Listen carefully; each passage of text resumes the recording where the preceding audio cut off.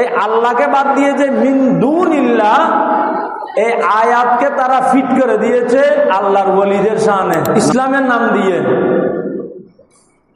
দুর্গা পূজায়ও যাবে, ঈদগাহেও যাবে, কোরআন তেলাওয়াতও করবে, গীতাও পাঠ করবে।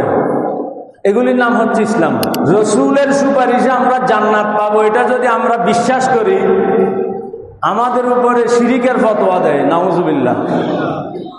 আর তারা একটা কাগজ বিক্রি করছে 10 টাকা, 15 টাকা, 200 টাকা, 500 টাকা, সেটার মাধ্যমে জান্নাত দিয়ে দিচ্ছে। নাউজুবিল্লাহ। তোমরা আমাকে কেন জিজ্ঞেস করছো আমি ভাঙছি কিনা? বরং তাদের মধ্যে বড়জন যেটা আছে তাদেরকে জিজ্ঞাসা করো, ইন কানু ইয়ান্তিকুন, যা তারা যদি কথা বলতে পারে। আকবরের এই জগা খিচুড়ি মার্কা দ্বীনের বিরুদ্ধে বিদ্রোহ ঘোষণা করে এই আকবরের দ্বীন ইলাহিকে চিরতরে দাফন করে দিলেন। দুর্গা পূজায় উপস্থিত হতে পেরে আমরা আল্লাহর শুকরিয়া আদায় করছি, আলহামদুলিল্লাহ। যারা এতদিন আমাদেরকে মাজার পূজারি আর পীর পূজারি ফতোয়া দিয়েছে,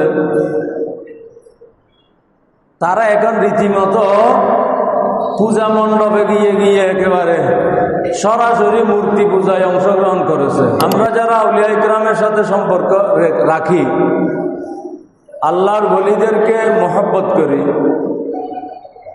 আল্লাহর ওলিদের দরবারে যাতায়াত করি, আল্লাহর ওলিদের মাজার জিয়ারত করি, আমাদের উপরে এক শ্রেণীর মোল্লা মৌলবী, কিছু মুসলমান আমাদেরকে মাজার পূজারী, পীর পূজারী হিসেবে অপবাদ দেয়, নাউজুবিল্লাহ। আমাদেরকে পীর পূজারী, মাজার পূজারী যে অপবাদ দেয়, এই অপবাদ দেওয়ার পেছনে আবার তারা কিছু দলিলও খাড়া করে। কোরআন শরীফের আয়াত দিয়ে দলিল দেওয়ার চেষ্টা করে। কোরআন শরীফের আয়াত দিয়ে বলে, আফাতাবুদুনা মিন দুনিল্লাহি মা লা ইয়ানফাউকুম শাইয়ান ওয়া লা ইয়াদুররুকুম। তোমরা কি মিন দুনিল্লাহ, আল্লাহ ব্যতীত অন্য কারো ইবাদত করবে?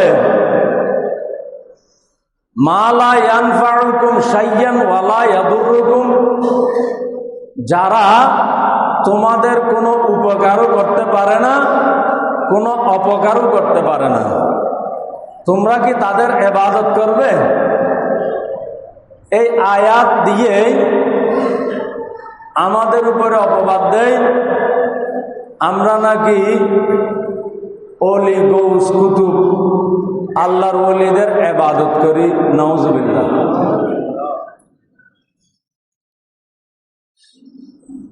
এখানে আল্লাহ পাক যেটা বলেছেন আয়াত আপন জায়গায় ঠিক আছে। আফাতাবুদুনা মিন দুনিল্লাহি, আল্লাহ বলছেন তোমরা কি আল্লাহকে বাদ দিয়ে অন্য কারো ইবাদত করবে? মা লা ইয়ানফাউকুম শাইয়ান ওয়া লা ইয়াদুররুকুম, যারা তোমাদের কোনো উপকারও করতে পারে না, অপকারও করতে পারে না। আয়াত আপন জায়গায় ঠিক আছে, কিন্তু তারা কুচক্রী মহল, ফি কুলুবিহিম যায়গুন, যাদের অন্তরের মধ্যে বক্রতা আছে, তারা এই আয়াতের বক্র অনুবাদ করে, তর্জমা করে এই আয়াতকে আউলিয়া ইকরামের উপরে প্রয়োগ করে, নাউজুবিল্লাহ। তবে মজার কথা হচ্ছে, যদিও মজার কিন্তু আফসোসের কথা, যারা এতদিন আমাদেরকে মাজার পূজারি আর পীর পূজারি ফতোয়া দিয়েছে, তারা এখন রীতিমতো পূজা মণ্ডপে গিয়ে গিয়ে একেবারে সরাসরি মূর্তি পূজায় অংশগ্রহণ করেছে, নাউজুবিল্লাহ। দেখেন নাই, এখন তার লুকোচুরির কিছু নাই। বড় করে একটি কাশি দিলেও তো সামাজিক যোগাযোগ মাধ্যমে চলে আসে, কোটি কোটি মানুষ দেখে। এই যারা আমাদের উপর এতদিন পীর পূজারি আর মাজার পূজারি ফতোয়া দিয়েছে, এখন দেখা গেল তারা দুর্গা পূজায় পূজা মণ্ডপে গিয়ে কি বলেছে, আস্তাগফিরুল্লাহ, এগুলি মুখে উচ্চারণ করতেও রুচিতে বাঁধে। জুব্বা কুব্বা দাড়ি টুপি সবকিছু নিয়ে দুর্গা পূজায় উপস্থিত হয়ে বলছে, আজ অনেক দিন পরে দুর্গা পূজায় উপস্থিত হতে পেরে আমরা আল্লাহর শুকরিয়া আদায় করেছি, আলহামদুলিল্লাহ। নাউজুবিল্লাহ বলবেন না? দুর্গা পূজায় উপস্থিত হতে পেরে আলহামদুলিল্লাহ, আল্লাহর শুকরিয়া আদায় করেছে, নাউজুবিল্লাহ। ঈমান আছে? আমাদেরকে বলা হচ্ছে আমরা মাজার জিয়ারত করি, এই জন্য আমরা মাজার পূজারি। আমরা আউলিয়া একরামকে, বুজুর্গানে দিনকে সম্মান করি, এই জন্য আমরা পীর পূজারি। আর তারা সরাসরি দুর্গা পূজায় গিয়ে একেবারে আল্লাহর শুকরিয়া আদায় করছে, নাউজুবিল্লাহ। শুধু তাই নয়, কুর্নিশ করেছে। যোগাযোগ মাধ্যমে আছে গুলি অতিরঞ্জিত কথা বলারও সুযোগ নেই, এখন লুকোচুরি করারও সুযোগ নেই। এবং এরা কারা? যারা আল্লাহর জমিনে আল্লাহর দিন কায়েমের ঠিকাদারি নিয়েছে, মানুষকে তাদের দলে আহ্বান জানাচ্ছে। কি কথা বলে? কথা সুন্দর, আল্লাহর আইন প্রতিষ্ঠার কথা বলে মানুষকে আহ্বান জানাচ্ছে। তা আল্লাহর আইন প্রতিষ্ঠা তারা এখন দুর্গা পূজায়ও যাচ্ছে, দুর্গা পূজায় গিয়ে কুর্নিশ করছে, দুর্গা পূজায় গিয়ে গীতা পাঠ করছে, রোজার পূজাকে মিলিয়ে দিয়েছে। এগুলির মাধ্যমে তারা আল্লাহর জমিন, আল্লাহর দিন প্রতিষ্ঠা করবে, নাউজুবিল্লাহ। এই দিন কোন ধরনের দিন হবে জানেন? সম্রাট আকবরের সময়ে মুঘল সম্রাটদের মধ্যে একটা জাহেল সম্রাট ছিল আকবর। মুঘল সম্রাটদের মধ্যে বেশিরভাগ সম্রাট কিন্তু জ্ঞানী, গুণী, বিচক্ষণ, দিনদার, আলেম ওলামা, মুঘল সম্রাটদের বেশিরভাগ। কিন্তু দুর্ভাগ্যবশত এই সম্রাট আকবর একটা হয়েছিল জাহেল, মূর্খ।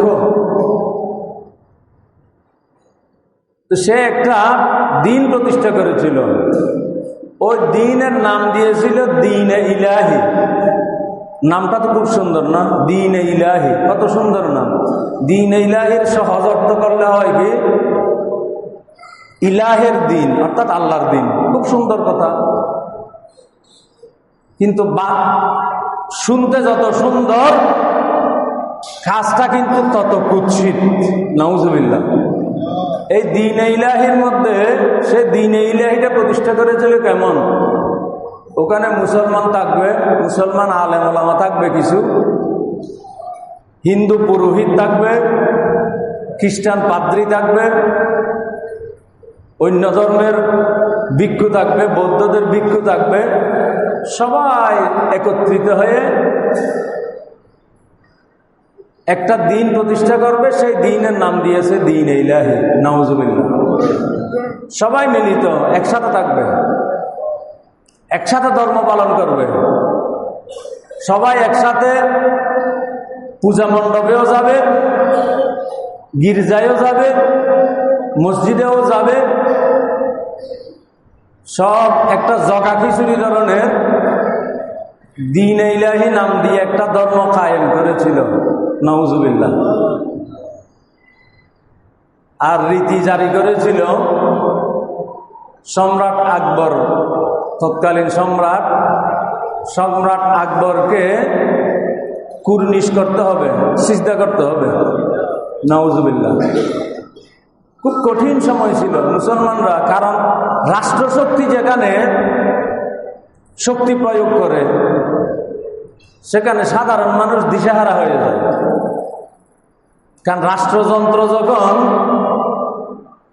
শক্তি প্রয়োগ করে, রাষ্ট্রের কাছে তো সব কিছু আছে, ক্ষমতা আছে, প্রভাব আছে, প্রতিপত্তি আছে। তো রাষ্ট্রযন্ত্র যখন ক্ষমতা প্রয়োগ করে তখন সাধারণ মানুষ দিশেহারা হয়ে যায়, কি করবে না করবে। তো তখন এই রাষ্ট্রযন্ত্র যখন এই দ্বীন ইলাহির নাম দিয়ে একটা জগা খিচুড়ি মার্কা দিন কায়েম করে দিল, সাধারণ মানুষকে বাধ্য করছে এই দ্বীনের মধ্যে অন্তর্ভুক্ত হওয়ার জন্য, সম্রাটকে কুর্নিশ করার রীতি জারি করে দিল।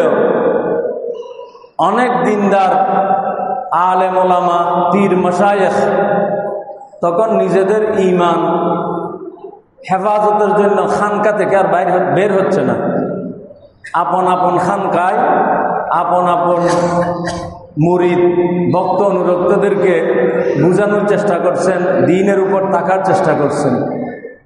কিন্তু এই কঠিন সময়ে বজ্রকণ্ঠে মাঠে বের হয়ে গেলেন ইমামে রব্বানী হযরত শেখ আহমদ সরহন্দি রাদিয়াল্লাহু তাআলা আনহু। সুবহানাল্লাহ। সাহস নিয়ে বের হয়ে গেলেন। সম্রাট আকবরের এই দ্বীন ইলাহির বিরুদ্ধে মাঠে ময়দানে মানুষের জনমত সৃষ্টি করলেন। অবশেষে আকবরের এই জগা খিচুড়ি মার্কা দ্বীনের বিরুদ্ধে বিদ্রোহ ঘোষণা করে এই আকবরের দ্বীন ইলাহিকে চিরতরে দাফন করে দিলেন। সুবহানাল্লাহ। এই জন্য তিনি মুজাদ্দেদে আল-ফেসানি হয়ে গেলেন। সুবহানাল্লাহ। তো এটা নাম ছিল খুব সুন্দর, দ্বীন ইলাহি,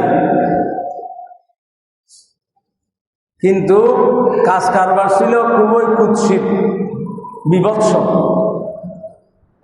এতদিন পরে এসে দেখতে পাচ্ছি আমরাও মনে হয় এই ধরনের একটা জমানায় চলে এসেছি। নাম কিন্তু ইসলামের,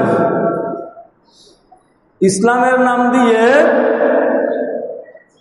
পূজায় যাওয়া হচ্ছে, ইসলামের নাম দিয়ে সনাতনী সম্মেলন করা হচ্ছে। নাউজুবিল্লাহ। তো সনাতনী সম্মেলন করলে ইসলামের নাম ব্যবহার করার দরকারটা কি ছিল?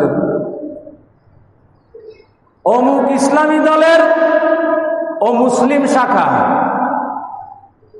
এটা উদ্ভট জিনিস না? ইসলামী দলের ও মুসলিম শাখা হয় কিভাবে? ইসলামী দলের ও মুসলিম সদস্য হয় কিভাবে? একটা বাংলায় কথা আছে, সোনার পাথর বাটি। কোনো অলিক বস্তু, উদ্ভট অলিক কোনো বস্তুর উপমা দেওয়ার জন্য এগুলি বলা হয় গোড়ার ডিম। আসলে গোড়ার ডিম বলতে কিছু আছে নাকি? কিছুই নেই। ঠিক তেমনি ভাবে সোনার পাথর বাটি, সোনা এবং পাথর দুইটি উপাদান দিয়ে কোনো বাটি হয় না। হয়তো বাটিটি হলে সোনার হবে, নয়তো পাথরের হবে। সোনা এবং পাথর দিয়ে মিশ্রিত কোনো বাটি হতে পারে না, এটা অলিক বস্তু। ঠিক তেমনি ভাবে ইসলামী দলের ও মুসলিম সদস্য, ইসলামী সংগঠনের সনাতনী সম্মেলন, এটাও এই ধরনের অলিক বস্তু। এটাও ওই সম্রাট আকবরের দ্বীন ইলাহির মতো একটি বিভৎস কুৎসিত একটি নির্লজ্জ কাজ। নাউজুবিল্লাহ।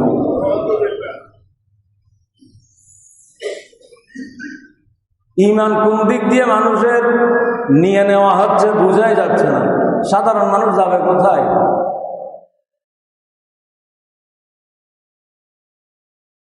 নয়তো মানুষের এই যে যাদের কথা বললাম, রোজার পূজা এক করে দিল, পূজা মণ্ডপে গিয়ে আলহামদুলিল্লাহ বলল, কুর্নিশ করল, গীতা পাঠ করল, কীর্তন গাইল, এরা কোনো সাধারণ মানুষ নয়। দেখতে শুনতে একেবারে বড় বড় আলেম ওলামা, দাড়ি টুপি জুব্বা এগুলি আছে। আবার ইসলামী সংগঠনের নেতা। তো ইসলামী সংগঠনের নেতা গিয়ে যখন দুর্গা পূজায় কি করবে? গীতা পাঠ করবে, কীর্তন গাইবে, কুর্নিশ করবে, তখন আর সাধারণ সংগঠন আর আরেকজন বলেই ফেলল, উলুদনি আর আজান একই জিনিস।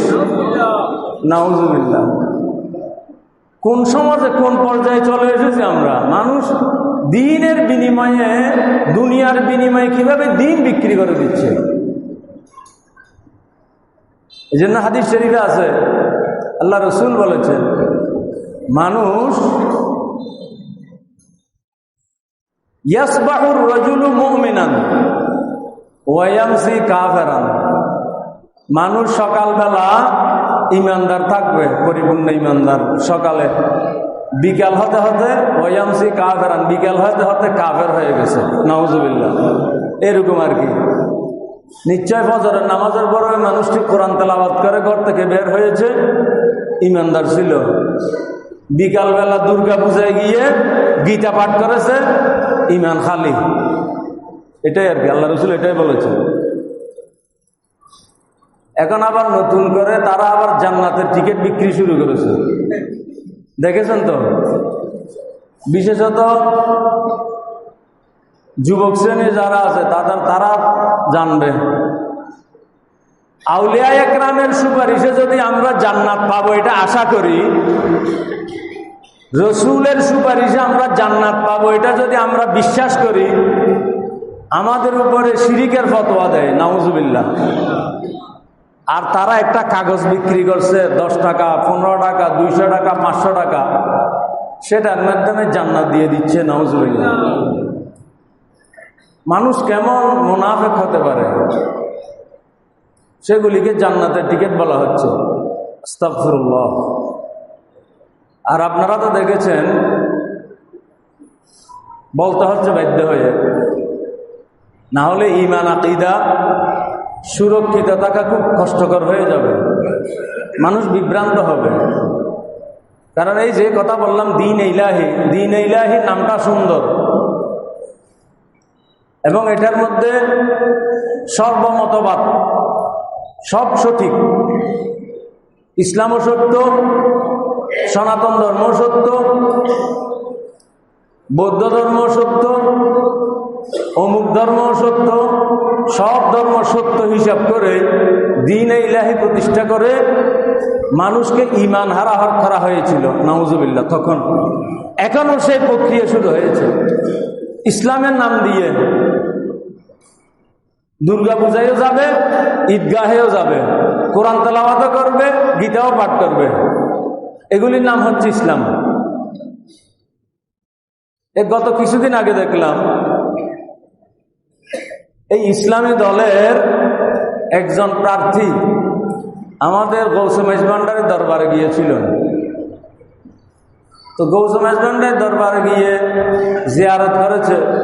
আলহামদুলিল্লাহ, মনে করেছিলাম হয়তো এতদিন পরে হলেও হয়তো আউলিয়া একরামের মর্যাদা বুঝতে পেরেছে, আউলিয়া একরামকে সম্মান জানানোর জন্য এসেছে, মনে মনে আশার সঞ্চার হয়েছিল।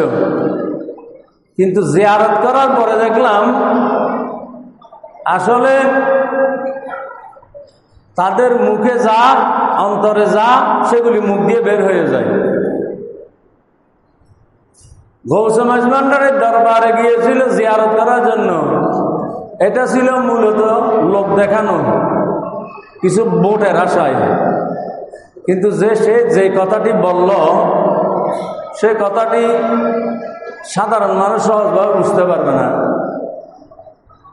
তিনি বললেন, জিয়ারত শেষ করে সাক্ষাৎকার দিচ্ছেন মানুষকে। অনেকেই বলে আমরা নাকি ক্ষমতায় গেলে মাজার ভেঙে ফেলব। আসলে এগুলি সব মিথ্যা কথা। আমরা মাজার কেন ভাঙব? মন্দির যেমন থাকবে, গির্জা যেমন থাকবে, পেগোড়া যেমন থাকবে, আমরা ক্ষমতায় গেলে মাজারও থাকবে। বুঝেছেন কিছু? আমরা ক্ষমতায় গেলে গির্জাও থাকবে, পেগোড়াও থাকবে, মন্দিরও থাকবে, মাজারও থাকবে। তাহলে গির্জা, মন্দির, পেগোড়ার যে মর্যাদা তার কাছে, আউলিয়া ইকরামের মাজারের মর্যাদাও তার কাছে সেই রূপ, নাউজুবিল্লাহ। তাহলে সে কি বুঝাতে চাইল? মন্দিরে যারা যায় তারা একটা ধর্মের অনুসারী, পেগোড়ায় যারা যায় তারা একটা ধর্মের অনুসারী, গির্জায় যারা যায় তারা একটা ধর্মের অনুসারী। তো ধর্মের অনুসারীরা আপন আপন উপাসনালয়ে উপাসনা করবে, ধর্ম পালন করবে। এই ক্ষেত্রে আমাদের দ্বীনের মধ্যে বাধা দেওয়ার কোনো অনুমতি নেই, সমর্থন দেওয়ার অনুমতি নেই, কিন্তু বাধা দেওয়া যাবে না। তাহলে এই ব্যক্তি বললটা কি? ওই দূর মন্দিরে, গির্জায়, পেগোড়ায় বিভিন্ন ধর্মাবলম্বীরা যেমন যায়, এগুলি যেমন থাকবে, মাজারেও মাজারপন্থীরাও একটা ধর্মের অবলম্বী, সেই জন্য মাজারও থাকবে। নাউজুবিল্লাহ। তার দৃষ্টিতে মাজার আর পেগোড়া, মন্দির এগুলি এক ধরনের হয়ে গেছে। আস্তাগফিরুল্লাহ।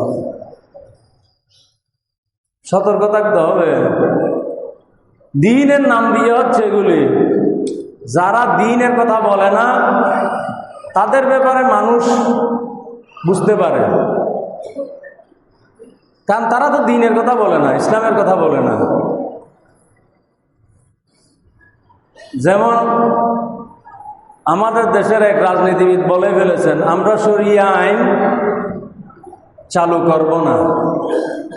এটা তাদের অন্তরের কথা বলেছে, কারণ তাদের ম্যানিফেস্টোতে, তাদের দৃষ্টিভঙ্গিতে, তাদের রাজনৈতিক আদর্শে শরিয়া আইন নাই। তো তারা শরিয়া আইন চালু করবে না, এটা অকপট স্বীকৃতি দিয়ে ফেলেছে। কিন্তু যারা সারা জীবন একামতে দ্বীনের কথা বলেছে, দ্বীন কায়েমের কথা বলেছে, আল্লাহর জমিনে আল্লাহর দ্বীন কায়েমের কথা বলেছে, তারা যখন মূর্তি পূজাকে উৎসাহিত করে, তারা যখন সনাতনী সম্মেলন করে, তারা যখন মন্দির, পূজা মণ্ডপ, গির্জা এবং আউলিয়া ইকরামের মাজারকে এক করে ফেলে, তখন আমরা আর শঙ্কিত না হয়ে পারি না দ্বীনের নাম দিয়ে নাকি আমাদের ঈমানটাই ছিনিয়ে নেওয়া হচ্ছে। নাউজুবিল্লাহ। এখন নতুনভাবে আবার বলতে শুরু করেছে কি, ইসলামী সংগঠনকে ভোট না দিলে ঈমান চলে যাবে। আচ্ছা, ইসলামী সংগঠনকে ভোট না দিলে ঈমান চলে যাবে, এটা তাদের দৃষ্টিভঙ্গি। ইসলামী সংগঠন আছে নাকি? এখন যে উপমাগুলি দিলাম, তো তাদের এটা তো আর ইসলামী সংগঠন নাই, এটা তো এখন সনাতনী ইসলাম হয়ে গেছে। সোনার পাথর বাটির মতো, আকবরের দ্বীন ইলাহির মতো একটা জগা খিচুড়ি মার্কা একটা সংগঠন হয়ে গেছে। এটা তো আর ইসলামী সংগঠন নাই। তো এই সংগঠনে ভোট না দিলে ঈমান যাবে না, বরং এই সংগঠনকে ভোট দিলেই ঈমান যাওয়ার সম্ভাবনা আছে। নাউজুবিল্লাহ।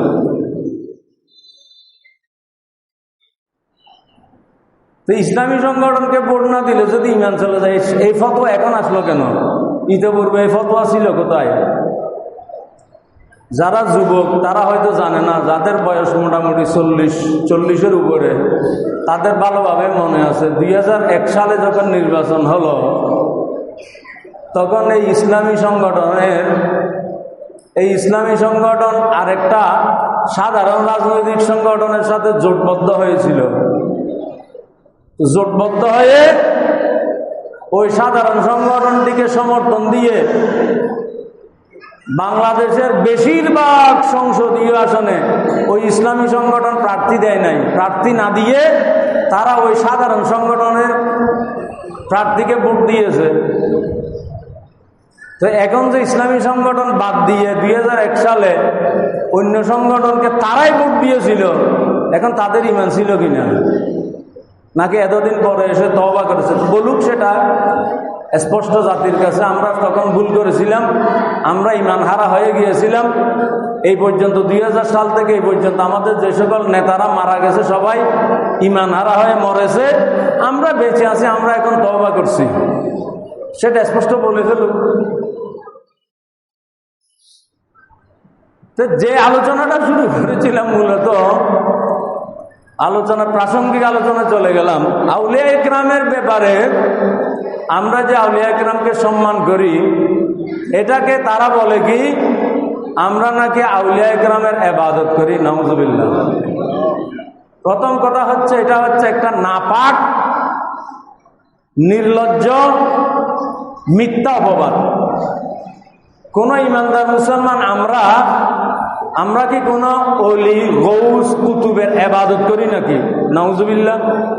এমনকি আমরা তো রাসূলুল্লাহ সাল্লাল্লাহু আলাইহি ওয়াসাল্লামেরও ইবাদত করি না। আমরা ইবাদত করি কার?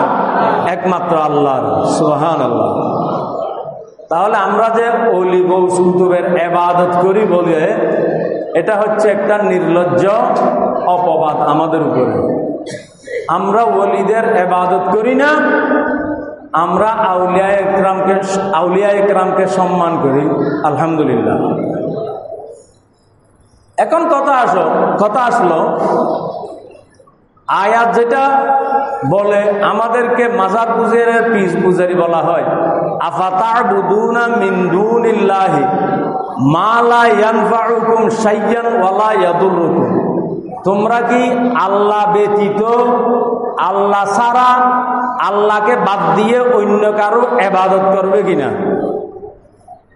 যে তোমাদের ক্ষতিও করতে পারে না, উপকারও করতে পারে না? আল্লাহ তাআলা এখানে বলেছেন মিন দুনিল্লাহ। মিন দুনিল্লাহ অর্থ হচ্ছে আল্লাহকে বাদ দিয়ে অন্য কারো। তাহলে মিন দুনিল্লাহ কে? এই আয়াতটা নাজিল হয়েছে হযরত সৈয়দুনা ইব্রাহিম আলাইহিস সালামের ঘটনাকে কেন্দ্র করে।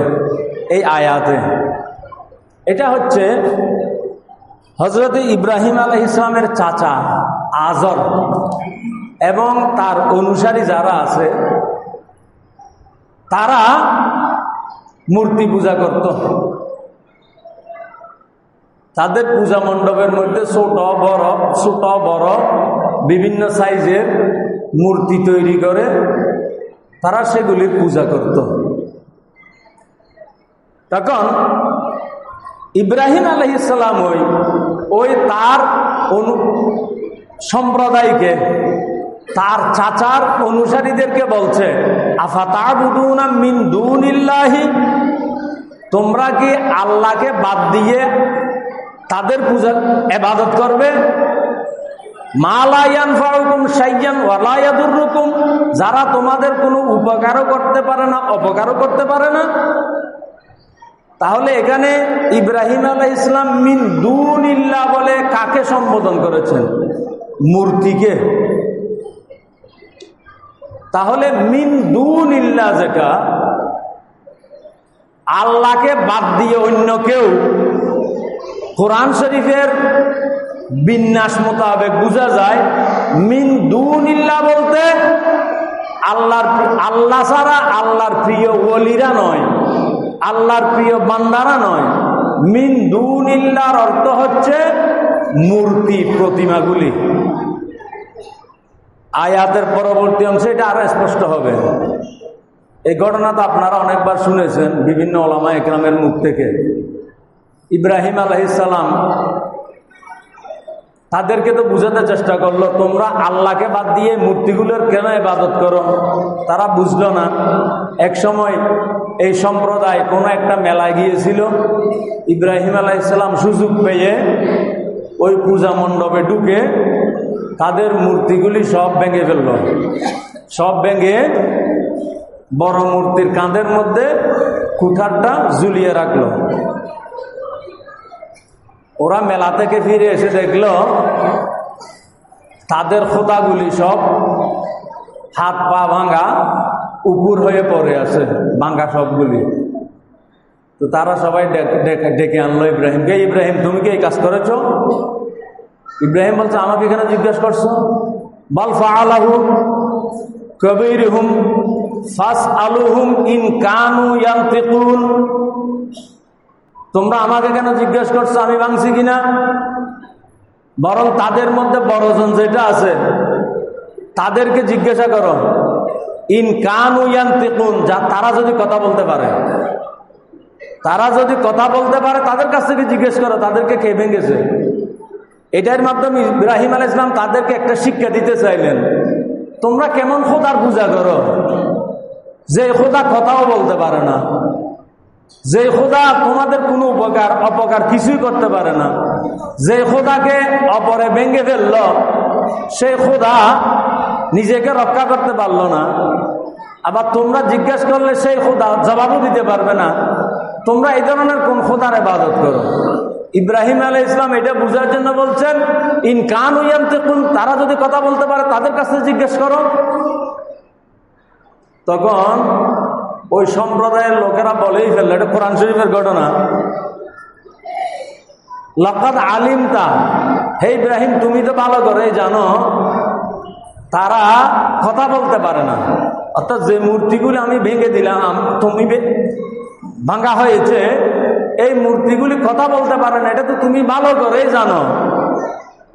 ভালো করেই জানো যখন বলেই ফেলল, তখন ইব্রাহিম আলাইহিস সালাম সুযোগ পেয়ে গেলেন, বলেন উফিল লাকুম লিমা তা'বুদুনা মিন দুনিল্লাহ, তোমাদের জন্য এই কারণে আমার আফসোস লাগে, কেন তোমরা তাহলে এই মিন দুনিল্লাহ এই মূর্তিগুলির পূজা করো? তাহলে এখানে হযরত ইব্রাহিম বলেছেন মিন দুনিল্লাহ, আল্লাহর ভাষা হচ্ছে মিন দুনিল্লাহ। তাহলে মিন দুনিল্লাহ যেগুলি বলা হয়েছে কোরআন শরীফে, সব মিন দুনিল্লাহ বলতে মূর্তি এবং প্রতিমাকে বোঝানো হয়েছে। মিন দুনিল্লাহ বলতে কোন নবী, রসুল, ওলি, গৌস, কুতুব, আবদালকে, আল্লাহর নেককারদেরকে বলা হয়নি। সুবহানাল্লাহ। কিন্তু এই দুষ্ট চক্রটি এই মিন দুনিল্লাহ, আল্লাহকে বাদ দিয়ে যাদের ইবাদত করে, এই আল্লাহকে বাদ দিয়ে যে মিন দুনিল্লাহ, এই আয়াতকে তারা ফিট করে দিয়েছে আল্লাহর ওলিদের শানে। নাউজুবিল্লাহ। এই জন্য হযরতে আব্দুল্লাহ ইবনে ওমর রাদিয়াল্লাহু তাআলা আনহু, হযরত আব্দুল্লাহ ইবনে ওমর রাদিয়াল্লাহু তাআলা আনহু এদেরকে শিরারুল খালক বলেছেন। কাদেরকে? শিরারুল খালক মানে সৃষ্টির মধ্যে সবচেয়ে নিকৃষ্ট সৃষ্টি। তো নিকৃষ্ট সৃষ্টি কারা? হযরত আব্দুল্লাহ ইবনে জুবাইর, হযরত আব্দুল্লাহ ইবনে ওমর রাদিয়াল্লাহু আনহুমা এই নিকৃষ্ট সৃষ্টি খিনজিরকে বলেন নাই, কুত্তাকে বলেন নাই, গাধাকে বলেন নাই। নিকৃষ্ট সৃষ্টি বলেছেন আল্লাহর সৃষ্টির মধ্যে সবচেয়ে নিকৃষ্ট সৃষ্টি হচ্ছে তারা যারা আল্লাহ তাআলা যে সকল আয়াত মূর্তির ব্যাপারে, প্রতিমার ব্যাপারে নাজিল করেছেন, সেই আয়াতগুলি যারা আল্লাহর ওলিদের শানে ব্যবহার করে, তাদেরকে হযরত আব্দুল্লাহ ইবনে ওমর দুনিয়ার সৃষ্টির মধ্যে সবচেয়ে নিকৃষ্ট সৃষ্টি বলেছেন। নাউজুবিল্লাহ। এই কাজটি তারা করছে। আমরা মুসলমানদেরকে, ইমানদারদেরকে মুশরিক ফতোয়া দেওয়ার জন্য যে আয়াতগুলি প্রতিমার উপরে, বুতের উপরে, মূর্তির উপরে আল্লাহ নাজিল করেছেন, সেগুলি তারা এখন গৌসে পাকের শানে, গরিবে নওয়াজের শানে, গৌসে মেজভান্ডারের শানে, আউলিয়া ইকরামের শানে ব্যবহার করে ইমানদার মুসলমানদেরকে মুশরিক ফতোয়া দিচ্ছে। নাউজুবিল্লাহ। এই বিষয়ে ইনশাআল্লাহ মিন দুনিল্লাহ, আল্লাহ ভিন্ন অন্য কাউকে সম্মান জানানো। মিন দুনিল্লাহ হচ্ছে আল্লাহকে বাদ দিয়ে মূর্তিকে সম্মান জানানো। আলহামদুলিল্লাহ, আমরা সুন্নি মুসলমান আল্লাহকে বাদ দিয়ে কোনো মূর্তিকে, কোনো প্রতিমাকে সম্মান জানাই না। আলহামদুলিল্লাহ। যারা এই ধরনের ফতোয়া এতদিন আমাদেরকে দিয়েছে, তারাই কিন্তু এখন এই মূর্তিকে, প্রতিমাকে তারাই সম্মান জানাচ্ছে। নাউজুবিল্লাহ। আমরা মিন দুনিল্লাহ কথাটাই মনোযোগ সহকারে মনে রাখুন, পরবর্তী আলোচনায় বুঝার জন্য। মিন দুনিল্লাহ বলতে মূর্তি, প্রতিমা। আমরা এই মিন দুনিল্লাহর প্রতি আমাদের কোনো সম্মান নাই। মিন দুনিল্লাহ, মূর্তি, প্রতিমা, এগুলিকে আমরা কোনো সম্মান জানাই না। কিন্তু আমরা যাদেরকে সম্মান জানাই তাদের ব্যাপারে আল্লাহ কি বলেছেন, ইনশাআল্লাহ এই বিষয় নিয়ে যদি সময় হয় সামনে আলোচনা হবে।